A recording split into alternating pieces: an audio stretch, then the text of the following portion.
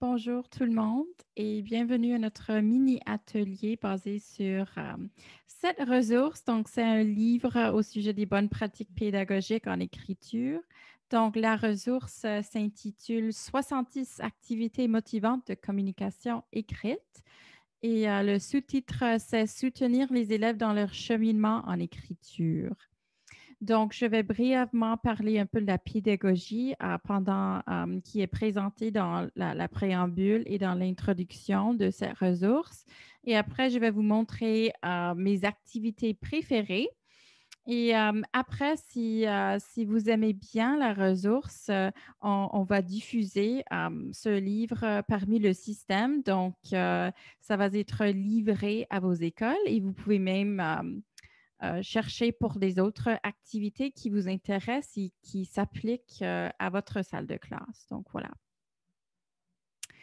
Donc, dans la préambule ou dans l'introduction parle des 6 traits d'écriture. Donc, la maîtrise du français écrit ou la compétence à s'exprimer à l'écrit en français est principalement fondée sur ces 6 traits d'écriture fréquemment décrits dans les ouvrages didactiques.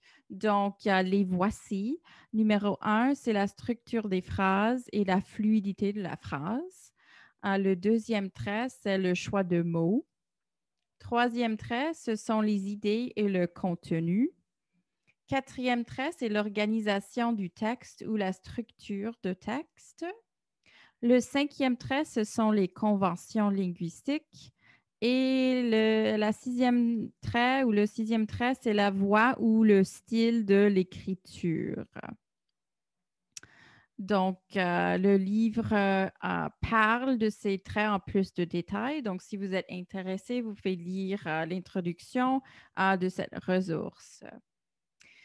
Donc, également, dans l'introduction de ce livre, il y a une section dédiée au profil linguistique selon les niveaux du CECR. Donc, ça, c'est le cadre européen commun de référence de CEFR en anglais, Common European Framework of Reference.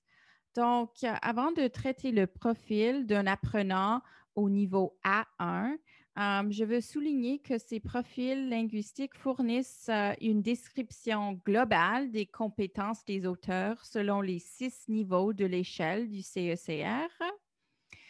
Il pourrait intéresser les parents et les administrateurs qui souhaitent avoir un bon aperçu des compétences à chaque niveau. Et cette ressource a pris comme point de départ les descripteurs du CECR et je vais vous présenter ces descripteurs dans un instant, correspondant à la compétence à l'écrit. Donc, le référentiel est un outil d'évaluation formative, donc c'est vraiment au service de l'apprentissage et c'est conçu autant à l'intention des enseignants que pour les élèves et à leurs parents. Donc, voilà. Donc, nous allons voir c'est quoi ce référentiel.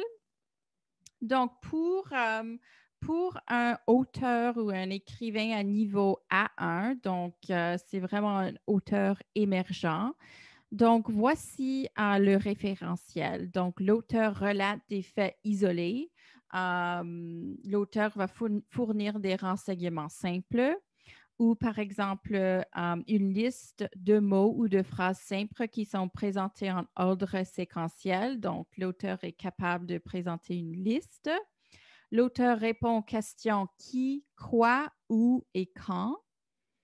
L'auteur utilise les mots d'un répertoire familier qui est parfois étudié ou mémorisé. L'auteur va faire des erreurs, donc certaines de ces erreurs nuisent au sens.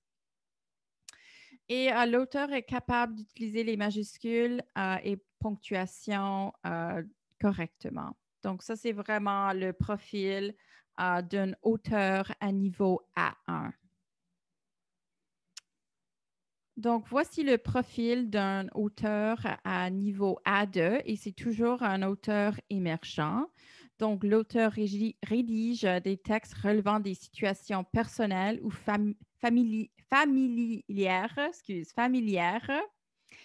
L'auteur peut inclure une idée principale et peut répondre à des besoins immédiats, comme par exemple dans un courriel. Donc, l'auteur peut composer un email, un courriel. Excuse. L'auteur commence à structurer ses textes. Donc, il y a vraiment une structure qui commence, donc peut-être une introduction et le corps, et puis après une conclusion. Les mots sont d'un répertoire limité, mais assez familier, courant, et réussi à les orthographier correctement. Donc, cela est un changement comparé à niveau A1. Construction des phrases sont simples, mais logiques et possédant des conjonctions. Donc, le et, le mais, le ou. Donc, les phrases deviennent de plus en plus complexes. Et majuscules, ponctuation, virgule sont également utilisées correctement. Et certaines peuvent nuire à la compréhension et au sens. Ce sont des erreurs élémentaires. Donc, ça, c'est vraiment un auteur qui est à niveau A2. Donc, pour les auteurs qui sont à niveau B1, donc ce sont des auteurs compétents. Donc, voici les profils pour un auteur à ce niveau. Donc, l'auteur rédige des textes qui relatent des expériences, exprime des sentiments et présente des faits sur des sujets qui l'intéressent. Il y a une idée principale, des idées secondaires ou des arguments et plus de détails dans l'écriture en général. La construction des phrases sont simples mais logiques, possédant des conjonctions. Il y a un répertoire de mots lui permet d'expliquer ou d'écrire des sujets qui sont courants. L'écriture contient une structure, donc nous avons introduction, développement et une conclusion, dont il peut avoir des inégalités de qualité. Donc peut-être, par exemple, l'introduction est superbe et le développement ou le corps a besoin un peu plus de détails ou de raffinement. Et certaines formes grammaticales sont maîtrisées, tandis que d'autres nuisent à la compréhension. Donc, peut-être l'auteur est capable de conjuguer ses verbes au présent super bien et de façon où c'est vraiment maîtrisé. Mais par exemple, peut-être l'auteur toujours émergent au niveau de la conjugaison au passé ou quelque chose. C'est juste un exemple pour vous.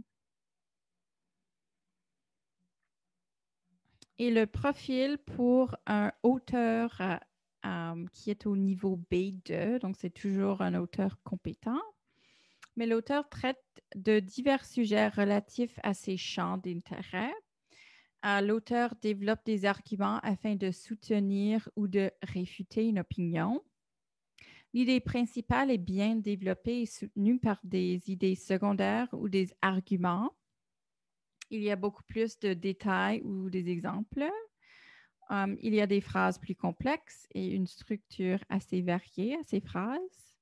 Le vocabulaire est assez étendu. Il y a des transitions.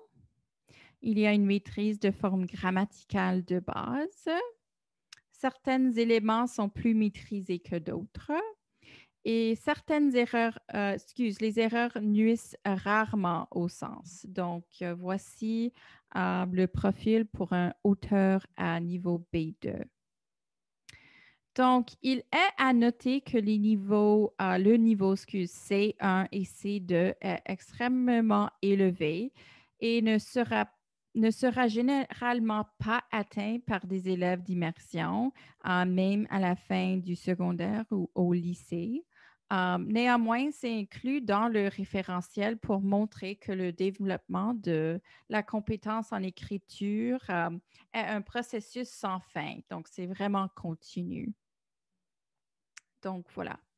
Et cela dit, c'est pareil pour toutes les compétences langagières en général. Donc, n'importe quelle langue, c'est vraiment un processus sans fin. Bon.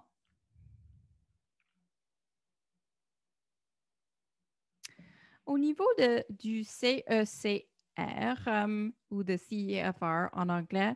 Je voulais seulement noter ces points. C'est en anglais, it's in English, mais juste pour vous fournir un peu plus d'informations. So is the CEFR a teaching resource? No, the CEFR is not a teaching resource. It is a professional learning reference for planning, teaching, and assessing. So that's a point to clarify. Can the CEFR contribute to forming a professional judgment on students' achievement in FSL? Yes. Starting from curriculum-based co-constructed success criteria, FSL educators can then use the features of language proficiency to guide them in forming a professional judgment on students' achievement. Should a CEFR level be assigned to achievement of student learning? This is very important. No, the achievement of student learning must be assessed using the overall expectations of the Ontario curriculum and the provincial achievement chart. So it's very important just to clarify that point. And do the CEFR levels correspond to levels of provincial achievement chart? No, the CEFR levels do not correspond to those of provincial achievement chart. Their curriculum policy documents and growing success present specific qualifiers, which are used with the descriptors in the achievement chart to describe student performance at 4 levels of achievement in 4 categories. Categories being knowledge, thinking, communication, and application. So I just wanted to clarify these points because sometimes an educator may ask, well, I have a student at A1, so that must mean this is their level of achievement. And these levels of proficiency are essentially used as a reference and guide. So you shouldn't base marks based on where they lie in terms of the CEFR ranking or what level of proficiency they may fall under. Donc voilà. Donc, je voulais vous présenter mes 5 activités préférées. Donc, pour ce faire, je vais juste changer l'écran. Donc, voici la ressource, donc le livre. Donc, voici. Et première activité que j'ai trouvée géniale, c'est à la page 70. Donc, ce sont les phrases guirlandes. Donc, ce qui est vraiment bien et génial au sujet de cette ressource, c'est que nous avons la leçon. Donc, nous avons le trait d'écriture qui est ciblé. Donc, nous avons ce qu'ils ont besoin, quel niveau de compétences sont ciblés également, quel groupe d'âge, les matériaux ou le matériel que vous avez besoin, la durée. Donc, voici toute la leçon. Et après, ce qui suit est vraiment l'activité d'écriture. Donc, voici, il y a les adjectifs et après, il y a les adverbes ici. Donc, avec les phrases guirlandes, donc, on peut les découper, on peut utiliser cela pour un centre, mais il y a également des phrases qui sont vides. Et pour cette activité, les élèves peuvent utiliser, par exemple, un mot et on peut l'ajouter dans la phrase. Donc, par exemple, souvent, pour l'adverbe, si je travaillais avec les élèves peuvent créer une phrase, la fille joue souvent. Ou souvent, virgule, la fille joue et on peut ajouter plus de mots, des adjectifs. Donc, c'est vraiment une bonne activité pour les élèves. Donc, ça, c'est la première activité que j'ai trouvée personnellement géniale. Les phrases rigolotes, page 102. Donc, encore une fois, nous avons la leçon est présentée ici. Donc, ça, c'est original. Donc, l'activité originale. Donc, nous voyons les groupes d'âge et puis après, les niveaux de compétences qui sont ciblés. Et pour ces phrases, donc, on va ajouter pour rendre la phrase plus complexe. Donc, nous avons les phrases qui sont simples. Nous avons des marqueurs de relation. Je vais juste changer ceci. Et après, les élèves peuvent ajouter pour que la phrase devienne complexe. Et même chose ici. Vocabulaire en mouvement, page 117. Donc, je vais juste ajuster ma caméra. Donc, ça, c'est le vocabulaire en mouvement. Donc, c'est bien. Donc, nous voyons avec le chien jappe, parce que ça, c'est un mot de vocabulaire que peut-être est nouveau pour beaucoup de nos élèves. Ça, c'est pour les niveaux A1 et A2. Le chat ronronne. Donc, encore une fois, c'est un mot de vocabulaire qui est vraiment précisé. Donc, nous avons plein de thèmes et plein de phrases et le vocabulaire est assez riche. Donc, voilà. Un texte à rébus. OK. Ça, c'est également pour les niveaux. Donc, c'est ici A2. Donc, c'est trouver un livre d'histoire où certains mots du texte sont remplacés par des images. Donc, pour lire, le chat est couché sur un, voilà, fauteuil du salon ou une chaise.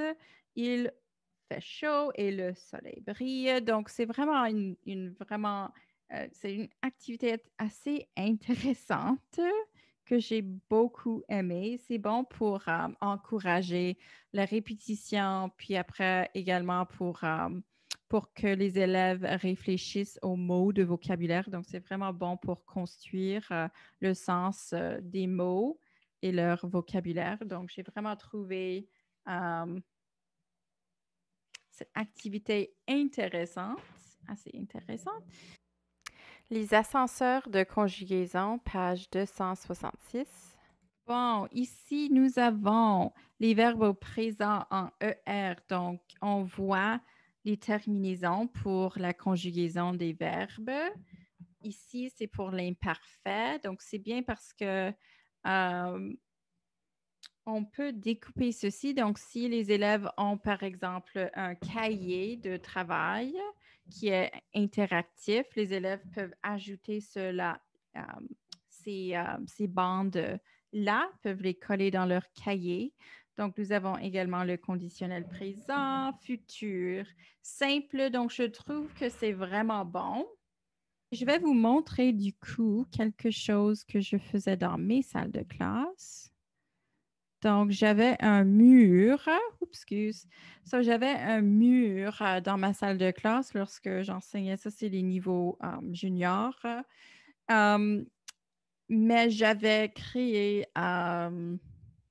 ce mur essentiellement pour aider les élèves avec leur conjugaison, puisque c'est comme une formule en mathématiques dont les élèves ont bien aimé d'avoir ce référentiel, puisque, comme vous le savez, les verbes, quelquefois, c'est difficile, donc c'est bien d'avoir une place dans la classe qui est dédiée vraiment à la conjugaison des verbes. Donc, cela aide les élèves en masse. Donc, voilà.